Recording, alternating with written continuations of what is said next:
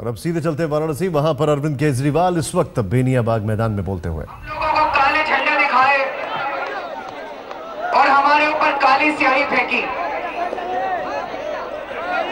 दोस्तों, बनारस की तो यह संस्कृति नहीं है, बनारस के लोगों की तो यह संस्कृति नहीं है।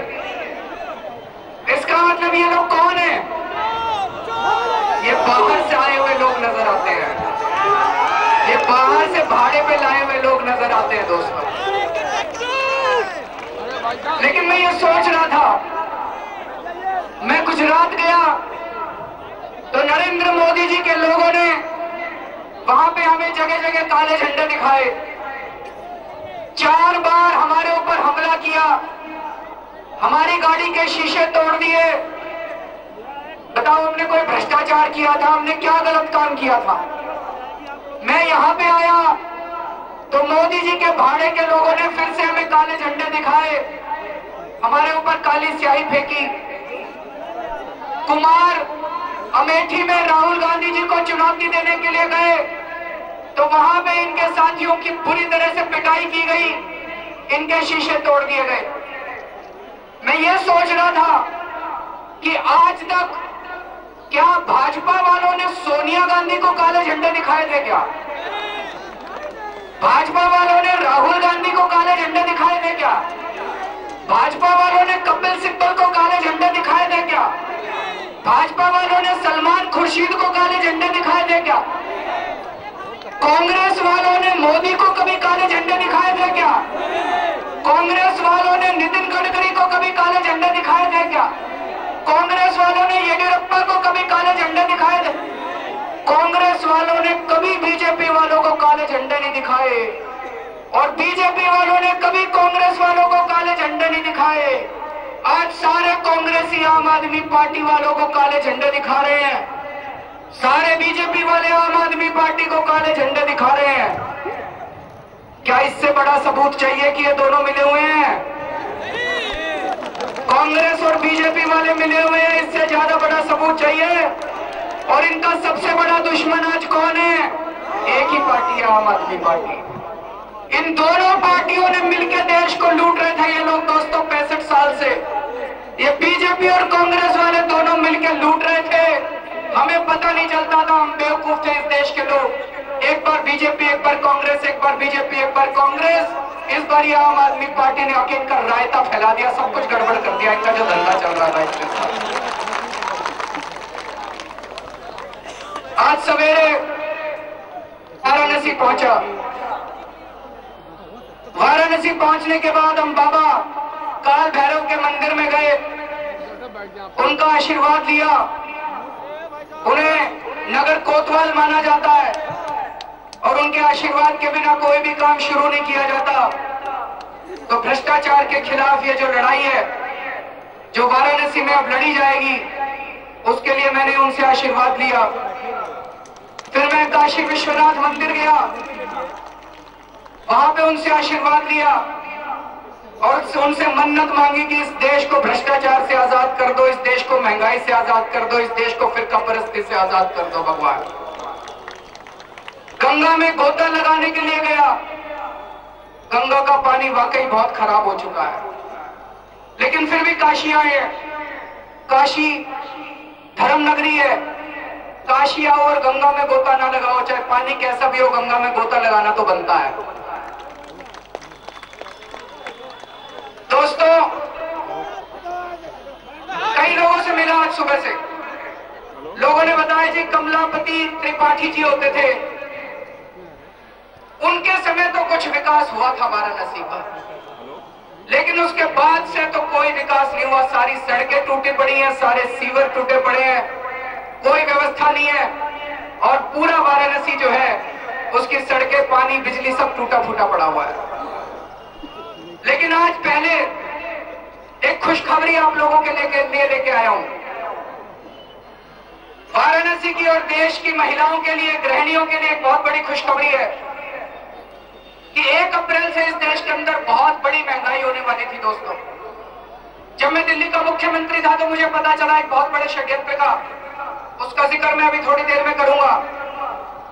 लेकिन बहुत जबरदस्त महंगाई होने वाली थी। सरकार ने ऑर्डर पास कर दिए थे कि देश में गैस के दाम 1 अप्रैल से दुगने किए जाएंगे। अगर गैस के दाम दुगने हो जाते तो महिलाओं को अपना घर चलाना मुश्किल हो जाता। ये गैस तो खाद बनाने के काम आती है। अगर ये गैस महंगी हो जाती, दुगनी हो जाती, तो खाद के दाम भी दुगने हो जाते। और अगर खाद के दाम दुगने हो जाते तो सारे खाने पीने की वस्तुओं के दाम दुगने हो जाते। दाल महंगी हो जाती, चावल महंगे हो जाते, गेहूं महंगी हो जाती, फल महंगे हो जाते, सब्जियां महंगी हो जाती। इसी गैस से बिजली भी बनती है, बिजली के दाम भी दुगने हो जाते दोस्तों।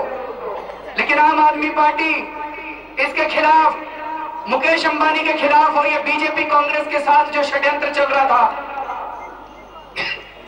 इसके खिलाफ संघर्ष करती रही है। और मुझे में खुशी हो रही है कि हमने इलेक्शन कमीशन से निवेदन किया कि अभी चुनाव का टाइम है, मुकेश अंबानी को फायदा पहुंचाने के लिए ये बीजेपी और कांग्रेस वालों ने ऑर्डर पास कर दिया 1 अप्रैल से इस ऑर्डर को लागू ना होने दिया जाए। और इलेक्शन कमीशन ने हमारी दलील मान ली है और ये जो 1 अप्रैल से गैस के दाम दुगने होने वाले थे, ये 2 महीने के लिए टाल दिए गए हैं। लेकिन अगर 2 महीने में आपने चुन ली तो फिर महंगाई के लिए अपने आप को कोसना, फिर भगवान को मत कोसना। उसके बाद इस षड्यंत्र के बारे में मैं भी थोड़ी देर के अंदर बताऊंगा। सबसे पहले मैं इस पर चर्चा करना चाहता हूं कि मैं यहां क्यों आया, मैं वाराणसी से चुनाव क्यों लड़ना चाहता हूं। निर्णय आपको करना है थोड़ी देर के बाद, लेकिन मैं वाराणसी से चुनाव क्यों लड़ना चाहता हूं। मुझे सांसद बनने का कोई शौक नहीं है दोस्तों, मुझे एमपी बनने का कोई शौक नहीं है। एमपी बनने का शौक होता तो कोई सेफ सीट ढूंढ लेता। सारे नेता सेफ सीट ढूंढ रहे हैं अपने लिए, जहां से जीतने की उम्मीद होती है वहां से ढूंढते हैं। मैं वहां जाके लड़ता हूं जहां पे किसी को हराने के लिए लड़ा जाता है, जहां पे इस देश को लूटने वालों को हराने के लिए लड़ा जाता है। मेरे को अगर सत्ता का लोभ होता तो मुख्यमंत्री पद को क्यों इस्तीफा देता। मुख्यमंत्री की कुर्सी किसको अच्छी नहीं लगती जी, सबको अच्छी लगती है मुख्यमंत्री की कुर्सी। उसूलों के ऊपर मुख्यमंत्री की कुर्सी छोड़ी, क्योंकि ये बीजेपी और कांग्रेस वाले इकट्ठे हो गए थे दोनों। इन दोनों ने मिलकर मेरा लोकपाल बिल पास नहीं करने दिया, तो उसूलों के ऊपर कुर्सी छोड़ी और बाहर आके जनता को कहा कि जी 28 सीट से तो काम चलता है, अब 40 सीट दो तो अच्छा काम करके दिखाएंगे आपको। ये बीजेपी वाले कह रहे हैं भगोड़ा है, भगोड़ा है, भगोड़ा है। मैं 3-4 दिन से सोच रहा था, देश के रेल मंत्री थे एक बारी लाल बहादुर शास्त्री जी, ट्रेन का एक्सीडेंट हो गया एक और उन्होंने इस्तीफा दे दिया। ये तो भगवान का शुक्र है उस टाइम बीजेपी पैदा नहीं हुई थी, नहीं तो कहते लाल बहादुर शास्त्री भगोड़ा है, भगोड़ा है, भगोड़ा है। भगवान राम हुए, उनकी माता जी कैकेयी ने उनको 14 वर्ष का वनवास दे दिया। भगवान राम के साथ तो सारी जनता थी, अगर वो कह देते मैं तो नहीं जाता, क्या कर लेती माता कैकेयी। लेकिन उन्होंने माता कैकेयी की बात मानी और 14 वर्ष के लिए वनवास चले गए। ये बीजेपी वाले होते तो कहते भगोड़ा है, भगोड़ा है, भगोड़ा है, भगोड़ा है।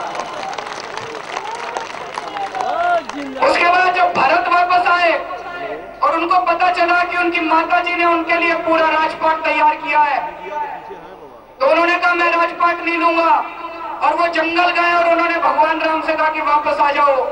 भगवान राम ने जब मना कर दिया तो उनकी खड़ाऊ लेके वो वापस आए और उनकी खड़ाऊ के साथ उन्होंने राजपाट किया था। अगर ये बीजेपी वाले होते तो कहते हैं भरत भी भगोड़ा है, भगोड़ा है, भगोड़ा है। आज मैं जब गुजर रहा था सड़क से तो हरिश्चंद्र जी का, राजा हरिश्चंद्र घाट से गुजरे हम लोग। राजा हरिश्चंद्र ने अपना पूरा राजपाट दान में दे दिया था। ये तो अच्छी किस्मत थी राजा हरिश्चंद्र की कि जी बीजेपी वाले थे नहीं तो कहते राजा हरिश्चंद्र भगोड़ा है, भगोड़ा है, भगोड़ा। इन बीजेपी वालों को क्या पता त्याग क्या होता है, इन बीजेपी वालों को क्या पता असूलों की राजनीति क्या होती है। मैं इन बीजेपी वालों को कहता हूं अपने एक सरपंच से इस्तीफा दिलवा के दिखा दो, हम मान जाएंगे कि तुमको पता हो।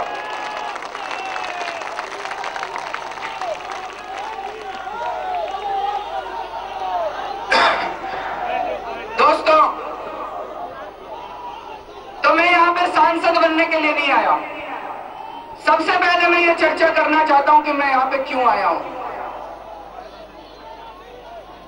पिछले 10 साल के अंदर यूपीए ने, कांग्रेस की सरकार ने देश को इतना लूट लिया, इतना लूट लिया, इतना लूट लिया। 200 साल तक अंग्रेजों ने हमारे ऊपर राज करा। अंग्रेज हमारे ऊपर, हमारे को लूटते थे और सारा पैसा लंदन ले जाया करते थे। लेकिन मेरे को लगता है 10 साल के अंदर डॉक्टर मनमोहन सिंह जी और सोनिया गांधी जी की सरकार ने जितना इस देश को लूटा है और जितना पैसा ये स्विस बैंकों में लेके गए हैं, उतना पैसा तो शायद अंग्रेज भी लंदन नहीं लेके गए थे 200 साल के अंदर। पूरे देश के अंदर कांग्रेस के खिलाफ जबरदस्त रोष है दोस्तों।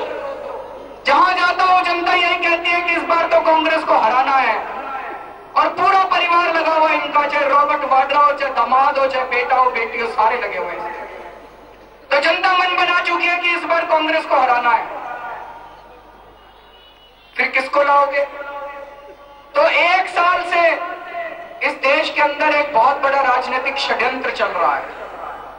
1 साल से इस देश के अंदर कुछ मीडिया वाले मोदी जी के साथ मिलकर ये प्रचार कर रहे हैं कि मोदी जी बहुत बड़े विकास पुरुष हैं। मोदी जी ने गुजरात में बड़ा विकास किया।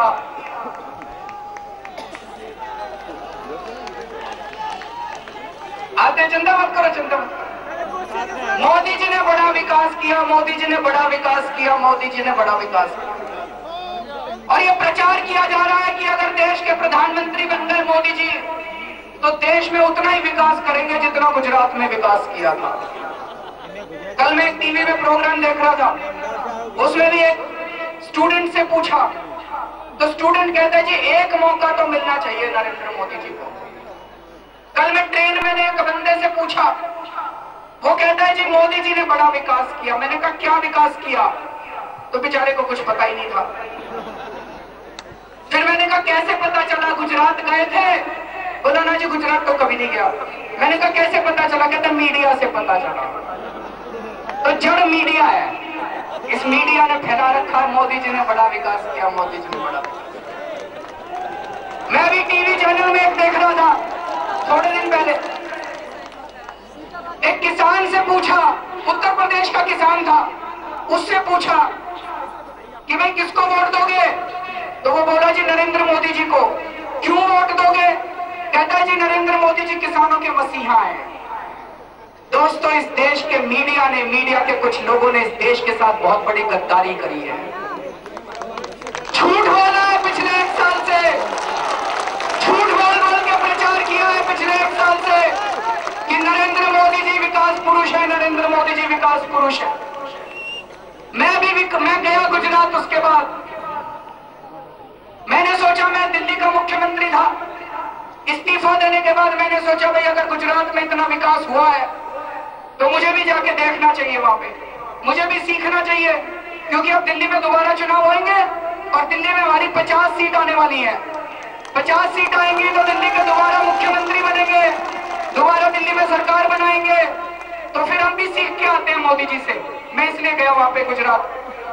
गुजरात के 26 जिलों के अंदर हमारी टीम गई दोस्तों, और जो कुछ हम लोगों ने देखा वो सच आज मैं वाराणसी के लोगों को बताने के लिए आया हूं, आपके सामने वो सच बताने के लिए आया हूं। और अगर मैं कोई झूठ बोल रहा हूं तो मीडिया वाले भी मेरे को बता दे कि आप झूठ बोल रहे हो। दोस्तों अगर मोदी जी वाकई विकास पुरुष होते, मेरे सामने देश जरूरी है, पार्टी जरूरी नहीं है। कोई भी पार्टी का आदमी हो अगर अच्छा काम कर रहा है मैं उसको जाके ज्वाइन कर लूंगा, उसके साथ खड़ा हो जाऊंगा। अगर मोदी जी वाकई विकास पुरुष होते मैं उनके साथ खड़ा हो जाता, उनका समर्थन करता। अगर मोदी जी सामान्य नेता होते तब भी मैं उनका विरोध नहीं करता।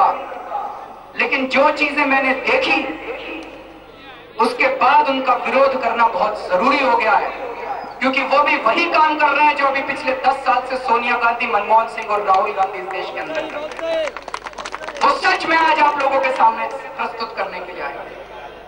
आज मैं वाराणसी के किसानों से बात करने के लिए आया हूं, वाराणसी के किसानों को बताने के लिए आया हूं कि अगर आपने मोदी जी को वोट दे दिया तो आपकी जमीनें नहीं बचने वाली है। क्योंकि गुजरात के अंदर किसानों की हजारों किसानों की जमीनें छीन छीन के मोदी जी ने अडानी और अंबानी को दे दी है। अडानी और अंबानी बहुत बड़े उद्योगपति हैं जो भ्रष्टाचार कर करके अपना धंधा चलाते हैं। हजारों लाखों करोड़ का व्यापार है इन दोनों का। मोदी जी ने इनकी जमीनें छीन छीन के, किसानों की जमीनें छीन छीन के अडानी को दे दी। एक गांव में गया मैं, वहां के किसानों ने बताया, एक किसान बोला जी 7.5 एकड़ जमीन थी मेरी, पहले कंपनी के गुंडे आए, फिर पुलिस भेज दी मोदी जी ने, मेरी जमीन छीन ली, आज 5 साल हो गए, 1 पैसे का मुआवजा नहीं मिला, 1 पैसे का मुआवजा नहीं मिला। दूसरे गांव में गया, वहां के लोगों ने बताया जी 50 लाख रुपए एकड़ के हिसाब से हमारी जमीन की मार्केट भाव था, हमारी जमीन छीन ली मोदी जी ने और 1 लाख रुपए एकड़ का मुआवजा दिया है हमको, गरीबों को 1 लाख रुपए एकड़ का मुआवजा। और उनकी जमीनें छीन छीन के मोदी जी ने अडानी को 1 रुपए मीटर के हिसाब से जमीन दी है, 1 रुपए मीटर के हिसाब से जमीन। तो अडानी चाचा तो लगता नहीं मोदी जी का, कुछ ना कुछ तो साठ-गांठ हुई होगी मोदी जी और अडानी के बीच में। गलत तो नहीं कह रहा जी मैं, कुछ ना कुछ तो गड़बड़ हुई होगी दोनों के बीच में। गुजरात के किसान खून के आंसू बहा रहे हैं। जब मोदी जी की सरकार बनी थी पहले, तो किसानों ने बताया उसके पहले उनको सब्सिडी मिला करती थी तरह तरह की चीजों पे, ट्रैक्टर पे सब्सिडी मिलती थी, थ्रेशर पे सब्सिडी मिलती थी, सारी सब्सिडी खत्म कर दी मोदी जी ने आने के बाद। ऐसी हालत बना दी कि किसान अपनी जमीनें वैसे ही देने को तैयार हो जाए। किसानों को फसलों के पूरे दाम नहीं मिलते और पिछले 10 साल के अंदर 5,878 किसान आत्महत्या कर चुके हैं गुजरात के। ये विकास है। तो जब कोई खड़ा होकर कहता है एक बार मोदी जी को मौका तो मिलना चाहिए, तो बड़ा दुख होता है कि उसको गुजरात की सच्चाई का नहीं पता। मैं वाराणसी के किसानों को यह बताने के लिए आया हूं कि मोदी जी को वोट मत दे देना। अगर मोदी जी को वोट दे दिया तो ना तो तुम्हारी जमीन बचेगी और ना तुम लोग आत्महत्या करने के लिए मजबूर हो जाओगे।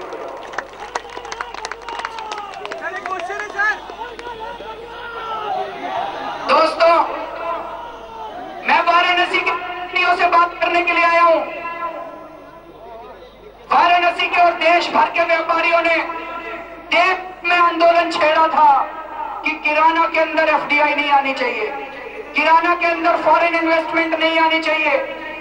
बीजेपी वाले कहते हैं कि हम किराना में एफडीआई नहीं आने देंगे। लेकिन दोस्तों, अभी फिलहाल कुछ दिन पहले मोदी जी ने अपने स्वर बदल लिए।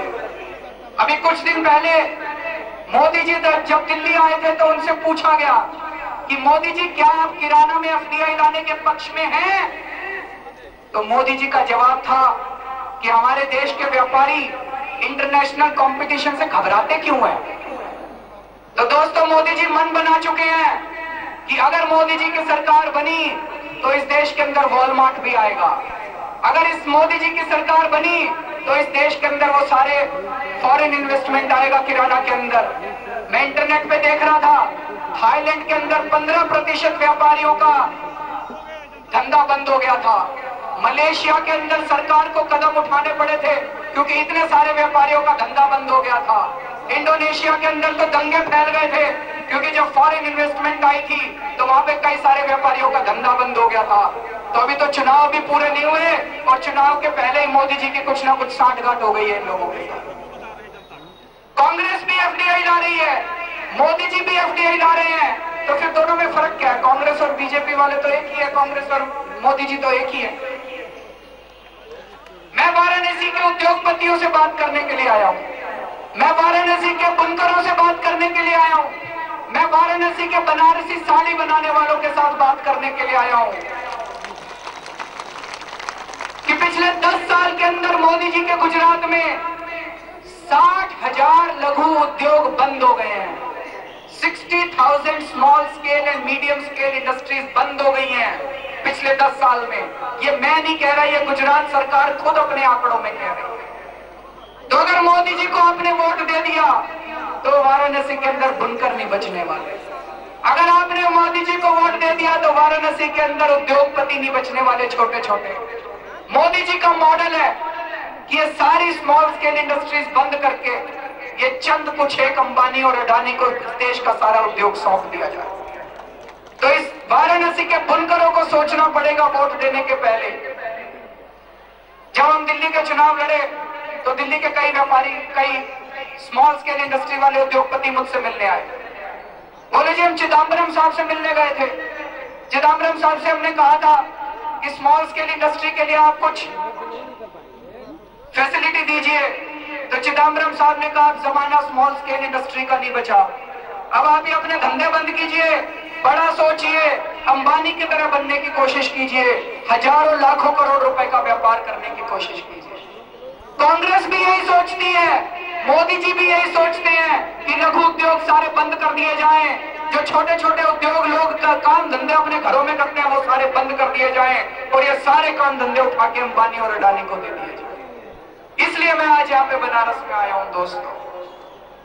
मैं यहाँ पे बनारस की गृहिणियों से बात करने के लिए आया हूं कि अगर आपने कांग्रेस या बीजेपी को, मोदी जी को वोट दे दिया तो इतनी महंगाई हो जाएगी, इतनी महंगाई हो जाएगी उसके बाद आप किसी को भी कोसने लायक भी नहीं बचो, कोसना भी बहुत महंगा पड़ जाएगा। ये पूरा षड्यंत्र मैं आपको बताता हूं। हमारे देश में पेट्रोल और गैस के कुएं हैं, ये गैस जमीन से निकलती है। सन 2000 के अंदर बीजेपी वालों ने हमारे गैस के कई कुएं उठा के मुकेश अंबानी को दे दिए। क्यों दिए भाई मुकेश अंबानी को? कुछ ना कुछ तो कांग्रेस वालों ने, बीजेपी वालों ने उनसे पैसे दिए होंगे। थोड़े दिन के बाद कांग्रेस की सरकार आई, कांग्रेस वालों ने सोचा हम क्यों पीछे रहे, बीजेपी वाले कमा के गए हम भी कमाएंगे। उस कुएं में से गैस निकालने का खर्चा $1 से भी कम आता है। $1 से भी कम खर्चा आता है गैस निकालने का, $1 प्रति यूनिट। जब कांग्रेस की सरकार आई तो उन्होंने मुकेश अंबानी उसमें से कुएं में से गैस निकाल के केंद्र सरकार को बेचते हैं, तो केंद्र सरकार ने उसका $4 दाम कर दिया कि हम मुकेश अंबानी से $4 में गैस खरीदा करेंगे, $1 की चीज $4 में खरीदेंगे। और अभी चुनाव के पहले कांग्रेस की सरकार ने ऑर्डर पास कर दिया कि 1 अप्रैल से इस गैस का दाम $8 प्रति यूनिट हो जाएगा। मतलब कि $1 की चीज $8 में देंगे, $8 देंगे मुकेश अंबानी को। तो कुछ ना कुछ तो पैसे लिए होंगे कांग्रेसी ने, उनको लग रहा है हमारी सरकार तो आने नहीं जाने से पहले जितना कमा सकते हो कमा लो। लेकिन मजे की बात यह बीजेपी चुप है। बीजेपी क्यों चुप है? तो मैंने मोदी जी को चिट्ठी लिखी, मैंने कहा मोदी जी खुदा ना खास्ता अगर आप देश के प्रधानमंत्री बन गए तो आप मुकेश अंबानी को $1 की चीज के $2 दोगे, $4 दोगे कि $8 दोगे? 1 महीना हो गया मोदी जी को चिट्ठी लिखे हुए, अभी तक उनका जवाब नहीं आया। जब मैं गुजरात गया अभी तो मुझे पता चला कि उन्होंने जवाब क्यों नहीं दिया। गुजरात सरकार का एक बहुत ही सीनियर अधिकारी मेरे से मिलने के लिए आया और उन्होंने कहा जी मोदी जी ने तो केंद्र सरकार को चिट्ठी लिखी है कि इस गैस के दाम $8 नहीं $16 होने चाहिए। दोनों मिले हुए हैं जी मुकेश अंबानी के साथ, बीजेपी वाले मिले हुए हैं, कांग्रेस वाले मिले हुए हैं, नरेंद्र मोदी मिले हुए हैं, राहुल गांधी मिले हुए हैं, दोनों मिले हुए हैं। तो मैं वाराणसी की गृहिणियों से बात करने के लिए आया हूं, वाराणसी के परिवारों से बात करने के लिए आया हूं कि अगर आपने मोदी जी को वोट दे दिया तो ये इलेक्शन कमीशन ने 2 महीने के लिए तो राहत दी है, लेकिन चुनाव के तुरंत बाद आपकी खाने पीने की सारी चीजें 4 गुना महंगी हो जाएगी, आपकी बिजली 4 गुना महंगी हो जाएगी, तनख्वाह नहीं बढ़ने वाली है, आमदनी उतनी रहेगी लेकिन महंगाई बहुत ज्यादा हो जाएगी। अगर आपने मोदी, ये सारे कागज हम लोगों के पास आए हुए हैं, मैं हवा में बात नहीं कर रहा क्योंकि मैं कुछ भी बोल देता हूं, अगर गलत बोलता हूं तो ये केस कर देते हैं अगले के दिन। मेरे कई केस कर रखे इन लोगों ने मेरे खिलाफ। मैं वाराणसी की जनता से बात करने के लिए आया हूं और ये बताने के लिए आया हूं कि राहुल गांधी और मोदी दोनों अंबानी और अडानी के एजेंट हैं। मैं ये बताने के लिए आया हूं कि ये राहुल गांधी और नरेंद्र मोदी दोनों अंबानी और अडानी के हवाई जहाज में घूमते हैं। मैं ये बताने के लिए आया हूं कि राहुल गांधी और नरेंद्र मोदी दोनों अडानी और अंबानी के हेलीकॉप्टर के अंदर घूमते हैं। इन दोनों की रैली का खर्चा कहां से आता है? वो अडानी और अंबानी इनकी रैलियों का खर्चा देते हैं। अंबानी और अडानी इनको चुनाव लड़वाते हैं और जब ये चुनाव जीत जाए, कोई भी चुनाव जीत जाए, कंट्रोल मुकेश अंबानी के हाथ में रहता है। इस देश को मुकेश अंबानी चलाता है। ये कहने के लिए मैं आप लोगों के बीच में आया हूं दोस्तों। अभी जब मैं दिल्ली का मुख्यमंत्री था, जब मेरे पास ये गैस घोटाले के कागज आए, तो मैंने अंबानी जी के खिलाफ, मुकेश अंबानी जी के खिलाफ एफआईआर दर्ज करा दी दोस्तों। आज तक इस देश के अंदर किसी की हिम्मत नहीं थी मुकेश अंबानी को हाथ लगाने की। आज तक इस देश के अंदर किसी की हिम्मत नहीं थी मुकेश अंबानी को छूने की। पहली बार इस देश के अंदर मुकेश अंबानी के नाम से हम लोगों ने एफआईआर दर्ज कराई थी। जैसे ही मैंने एफआईआर दर्ज कराई, दोनों बीजेपी और कांग्रेस वाले खड़े हो गए। दोनों ने कहा कि मुकेश अंबानी के खिलाफ एफआईआर नहीं हो सकती, मुकेश अंबानी के खिलाफ एफआईआर नहीं हो सकती। दोनों ने कहा कि मुकेश अंबानी के खिलाफ एफआईआर दर्ज कराना संविधान के खिलाफ है, संविधान के खिलाफ है। मुकेश अंबानी ने अन्याय ना हो गया, संविधान हो गया देश का। तो दोनों मिले हुए मुकेश अंबानी के खिलाफ के साथ। और दोस्तों, नरेंद्र मोदी जी कहते हैं पूरी दुनिया के अंदर जाके पूरे देश को कि अगर मैं प्रधानमंत्री बन गया तो बाहर से काला पैसा वापस लेके आऊंगा देश के अंदर। दोस्तों, मेरे पास मुकेश अंबानी और अनिल अंबानी के स्विस बैंक का अकाउंट नंबर है। वो अकाउंट नंबर मैंने लिख के भेजा मोदी जी को। मैंने कहा जी मुकेश अंबानी का और अनिल अंबानी का अकाउंट नंबर है। मैं आज भी साथ लेके आया हूं दोनों का अकाउंट नंबर। ये मीडिया वाले थोड़ी देर के लिए ऑफ कर दे, नहीं तो आपको मुकेश अंबानी जी लीगल नोटिस भेज देंगे। थोड़ी देर के लिए ऑफ कर लो। मैं अभी बता दूं आपको अकाउंट नंबर उनका। मुकेश अंबानी और अनिल अंबानी का अकाउंट नंबर है, बता दूं। इसमें से एक भाई का अकाउंट नंबर है 5090160983। दूसरे भाई का अकाउंट नंबर है 5090160984। मैंने ये दोनों अकाउंट नंबर भेजे मोदी जी को।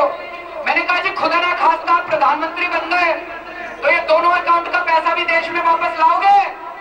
कोई जवाब नहीं आया, कोई जवाब नहीं आया दोस्तों। तो मैं ये कहने के लिए आया हूं कि ये सारे के सारे मिले हुए हैं दोस्तों। कई लोग मेरे से पूछते हैं कि अरविंद जी, अगर गुजरात में कोई विकास नहीं हुआ, अगर गुजरात में इतनी गड़बड़ चल रही है, तो गुजरात में 3 बार से मोदी जी जीत कैसे रहे हैं? सोचने वाली बात है कि 3 बार से मोदी जी फिर जीत कैसे रहे हैं। यही बात मैंने गुजरात के लोगों से पूछी। जब गुजरात के किसानों ने मुझे बताया, जब गुजरात के लोगों ने मुझे बताया कि इतना भ्रष्टाचार है वहां पे, तो मैंने उनसे पूछा भाई फिर क्यों नहीं हटा देते, 3 बार से क्यों जिता रहे हो मोदी जी को? तो उन्होंने बताया जी यहाँ पे कोई कांग्रेस नाम की कोई पार्टी नहीं है, यहाँ पे कोई विपक्ष नहीं है। विपक्ष के लोगों को या तो मोदी जी ने खरीद लिया और या डरा के बिठा दिया। कोई विपक्ष नहीं छोड़ा वहां पे, बस मोदी मोदी है, ना बीजेपी है ना कांग्रेस है, बस मोदी मोदी है। इसलिए लोग मजबूर हैं, इसलिए 3 बार से मोदी जी जीत रहे हैं दोस्तों। अभी थोड़े दिन पहले दोस्तों, हमारी भारतीय संस्कृति की सबसे बड़ी खासियत क्या है? हमारी भारतीय संस्कृति की सबसे बड़ी खासियत हमारा परिवार है। भारत के अंदर जितना तवज्जो हम परिवार को देते हैं, हमारी भारतीय संस्कृति की फाउंडेशन हमारा परिवार होता है। पाश्चात्य सभ्यता में, अमेरिका के अंदर, लंदन के अंदर, जैसे ही बेटा 10वीं क्लास में पहुंचता है तो माँ बाप कहते हैं अब तू जा, अपना काम कर, अपना कमा खा। और बेटा बड़ा होकर अपने माँ बाप को नहीं पूछता। लेकिन थोड़े दिन पहले मैंने मोदी जी से एक स्टेटमेंट सुना था। मोदी जी ने कहा कि भाई मेरी तो शादी नहीं हुई, मेरा तो परिवार ही नहीं है, तो मैं पैसा किसके लिए कमाऊंगा, मैं भ्रष्टाचार किसके लिए करूंगा? दोस्तों, ये सुन के थोड़ा दुख तो हुआ मेरे को। इसका मतलब क्या औरतें अपने आदमी को मजबूर करती हैं भ्रष्टाचार करने के लिए? मैं ये नहीं मानता, औरतें मजबूर नहीं करती। एक घर के एक पत्नी अपने आदमी के लिए एक बहुत बड़ा सहारा होती है। मेरे घर में मेरी पत्नी जितना मेरी सेवा करती है, मेरी पत्नी जितना मेरा ख्याल रखती है, डायबिटीज का मरीज हूं और जितना सहारा मेरे को अपनी पत्नी से मिलता है, मेरी पत्नी तो मैंने तो कभी मेरे को नहीं कहा कि भ्रष्टाचार करो और 2 नंबर का पैसा लाके दो। अगर कभी कुछ गलत काम करता हूं तो मेरी पत्नी मेरे को गलत काम करने से रोकती है। दोस्तों, मेरे बच्चे, हमारा ये फर्ज है कि हम अपने बच्चों को अच्छी संस्कृति देके बड़ा करें। मेरे बच्चों ने आज तक मुझे कभी नहीं कहा कि पापा हमें गलत काम, मेरे बच्चों ने आज तक मुझे गलत काम करने के लिए कभी प्रेरित नहीं किया। तो ये कहना कि परिवार हम लोगों को गलत काम करने के लिए, भ्रष्टाचार करने के लिए प्रेरित करता है, मुझे लगता है ये बिल्कुल गलत बात है। और आज जो बीजेपी के अंदर और मोदी जी के अंदर 272 सीटें लाने की जो लालसा और जो बेचैनी हो गई है दोस्तों, वो 272 मिशन के लिए कुछ भी करने के लिए तैयार है, ये कुछ भी करने के लिए तैयार है। वहां पे महाराष्ट्र के अंदर उन्होंने एमएनएस के साथ समझौता कर लिया, गठबंधन कर लिया। मैं ये जानना चाहता हूं, सॉरी अजान हो रही है।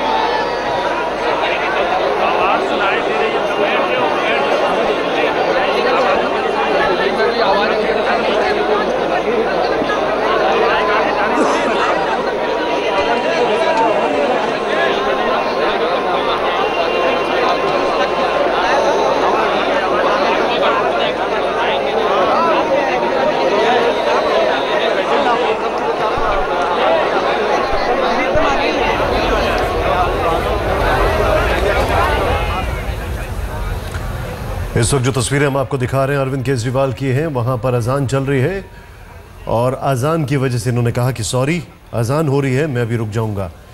तो यहां पर अरविंद केजरीवाल मौजूद हैं, बेनियाबाग मैदान में मौजूद हैं। और जिस तरीके से अरविंद केजरीवाल ने आरोप लगाए हैं, पहला आरोप अगर बात की जाए तो सीधे सीधे उन्होंने कहा है कि दोस्तों ये बनारस की संस्कृति नहीं है। काली स्याही की बात की, अंडों की बात की, काले झंडों की बात की, ये बाहर से भाड़े पर लाए गए लोग हैं जिनका ये काम है। उनका ये कहना है कि गुजरात में मेरे ऊपर 4 बार हमला किया और ये कहते हैं कि मोदी जी के भाड़े पर लाए गए लोगों ने ये काम बनारस में किया। आज मोदी जी के लिए 272 सीट लाना इतना जरूरी हो गया है, इतनी बेताबी है उनको देश का प्रधानमंत्री बनने की कि वो उसके लिए कुछ भी करने के लिए तैयार है। देश चाहे भाड़ में, देश का चाहे कुछ भी हो, इस देश के जितने चोर उचक्के थे सबको उन्होंने इकट्ठा कर लिया।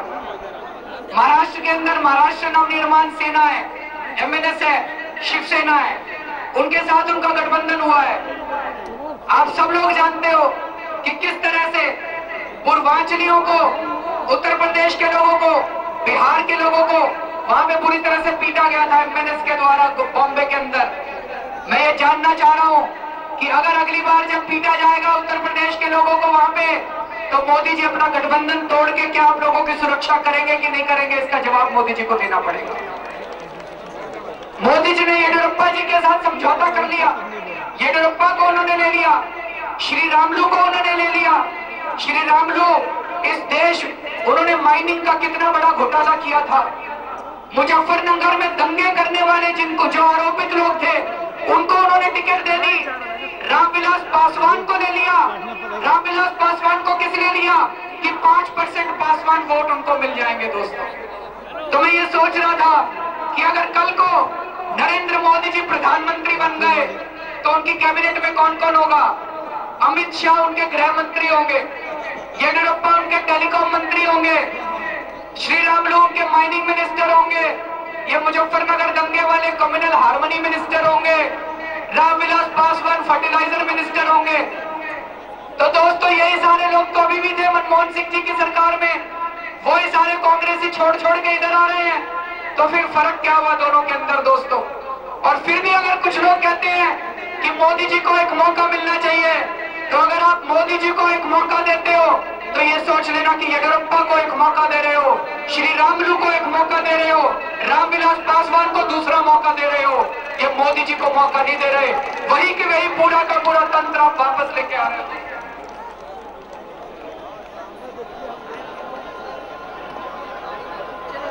दोस्तों, मैं केवल ये कहना चाहता हूं कि राजनीति अपने को बंद करनी पड़ेगी।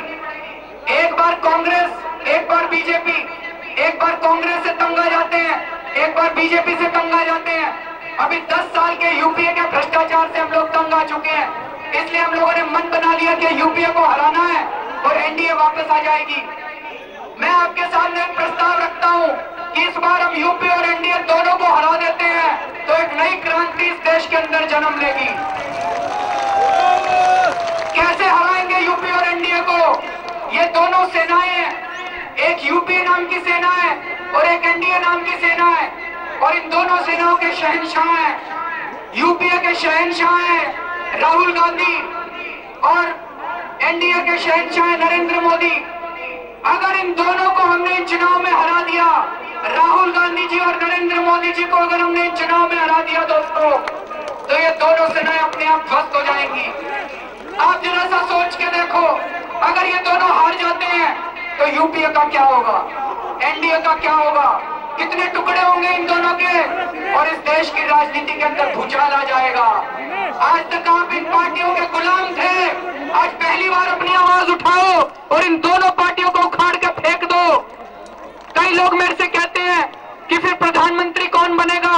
अरे प्रधानमंत्री भी बन जाएगा, 120 करोड़ लोगों के अंदर से कोई ना कोई तो प्रधानमंत्री बन जाएगा। लेकिन इस चुनाव को क्रांति में बदल दो। इस बार बीजेपी और कांग्रेस दोनों को हराना है, इस बार राहुल गांधी और नरेंद्र मोदी दोनों को हराना है। इस बार पूरे देश का चुनाव केवल 2 संसदीय क्षेत्रों में होगा, केवल अमेठी के अंदर होगा और वाराणसी के अंदर होगा दोस्तों।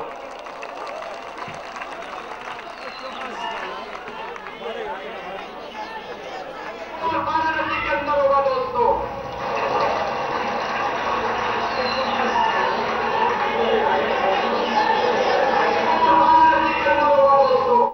के अंदर दोबारा चुनाव होंगे और 1 साल के अंदर जब दोबारा चुनाव होंगे उसके अंदर ईमानदार लोग चुने जाएंगे और ईमानदार लोग संसद में जाके बैठेंगे और उसके बाद आपकी 5 साल तक सरकार चलेगी। तो इस बार ईमानदारी के लिए वोट देना।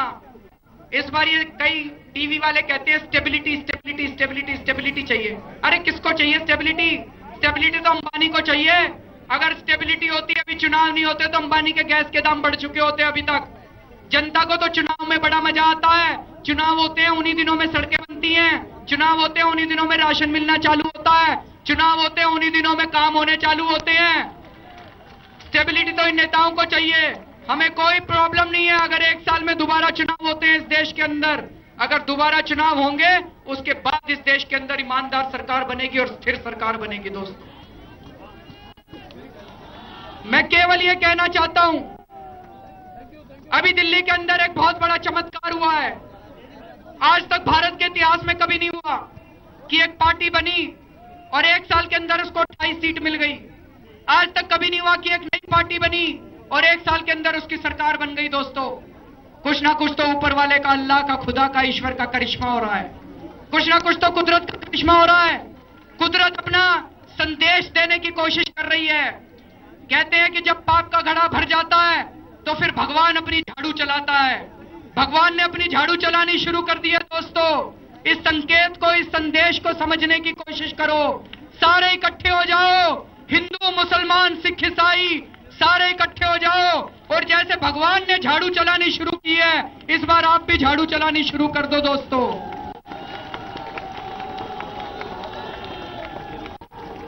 अब मैं आपसे पूछना चाहता हूं, क्या मुझे वाराणसी से नरेंद्र मोदी जी के खिलाफ चुनाव लड़ना चाहिए?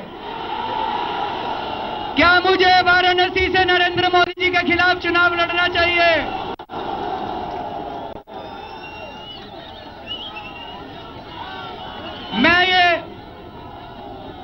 मैं ये चुनौती स्वीकार करने के लिए तैयार हूं।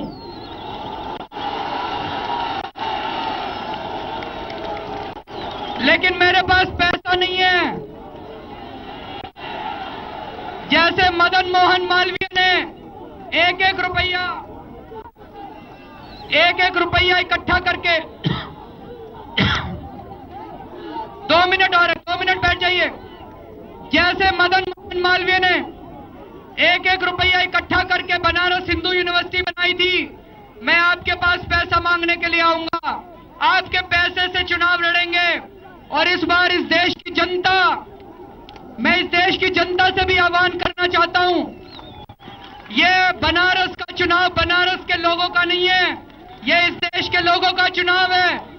जो जो लोग आज मेरी आवाज सुन रहे हैं, जो जो लोग देख रहे हैं, वो सब लोग एक एक महीने की छुट्टी लेके आधे लोग वाराणसी में आए और आधे लोग अमेठी में पहुंच जाएं। इस बार इस 2014 के चुनाव को हम इस देश की राजनीतिक क्रांति में बदल लेंगे।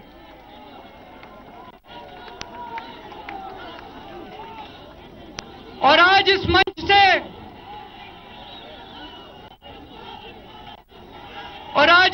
से मैं नरेंद्र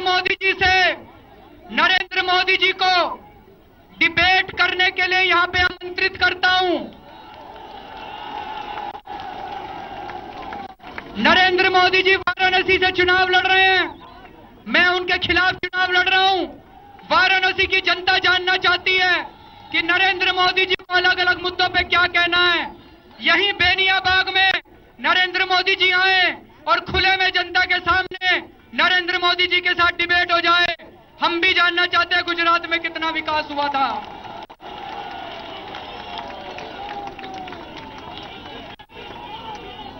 नरेंद्र मोदी जी किसी से बात नहीं करते, मीडिया से बात नहीं करते, जनता से बात नहीं करते, हेलीकॉप्टर से आते हैं, स्टेज पे उतरते हैं और फिर हेलीकॉप्टर से वापस चले जाते हैं। हम उनको कहना चाहते हैं मोदी जी, और यही राहुल गांधी भी करते हैं, कि अब देश आजाद हो गया है, अब ये राजा महाराजाओं का काम नहीं चलेगा, अब जनता कह रही है हमारे साथ बैठ बातचीत करो, हमारे प्रश्नों के जवाब तो दो। तो नरेंद्र मोदी जी को यहाँ आना पड़ेगा। और अगर नरेंद्र मोदी जी यहाँ नहीं आते बातचीत करने के लिए, तो वाराणसी की और देश की जनता समझ जाए कि दाल में कुछ ना कुछ काला है, कुछ छुपाने की कोशिश कर रहे हैं हम।